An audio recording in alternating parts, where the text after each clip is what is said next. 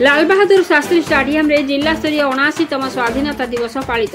भवानीपाटना स्थित लाल बहादुर शास्त्री स्टेडियम ठारे जिला स्तरीय 79तम स्वाधीनता दिवस हर्ष उल्लास मध्य पालित होईछि। स्कूल और गणशिक्षा मंत्री नित्यानंद गंड मुख्य अतिथि भाव में जोगदे जातीय पताका उत्तोलन करी समवेत प्यारेडर अभिवादन ग्रहण करथिले। कलाहांडी लोकसभा सांसद मालविका देवी, जिलापाल पावर सचिन प्रकाश, एसपी नागराज देवरकोंड ए स्वाधीनता दिवस उत्सव में उपस्थित थिले। आरक्षी बाहिनी, एनसीसी, स्काउट गाइड, सिविलियन और रेडक्रॉस मिसाई समुदाय 46 प्लाटून प्यारेड अंशग्रहण करथिले।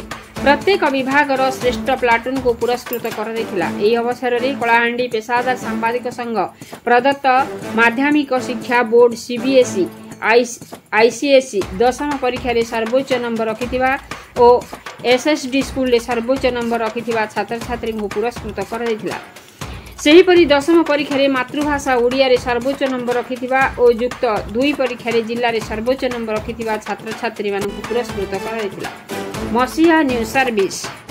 आपण मसिया न्यूज यूट्यूब चैनल को सब्सक्राइब कलेनी कि जदि करिना हंती एबे करिनियंतु। एहा सह मसिया न्यूज रो फेसबुक पेज को और ट्विटर को फॉलो करंतु। ता सह मसिया न्यूज रो ऐप आसी गलानी। निज मोबाइल रो प्ले स्टोर रो डाउनलोड करनियंतु।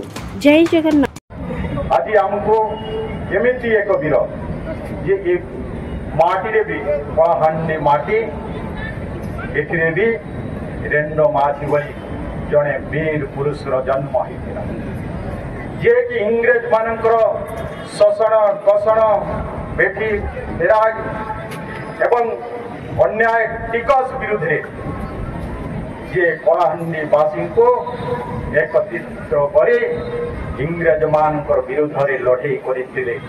ସେହି ବ୍ୟକ୍ତିଙ୍କୁ ବି ମୁଁ ଆଜି ସଲାମ ଜଣାଉଛି।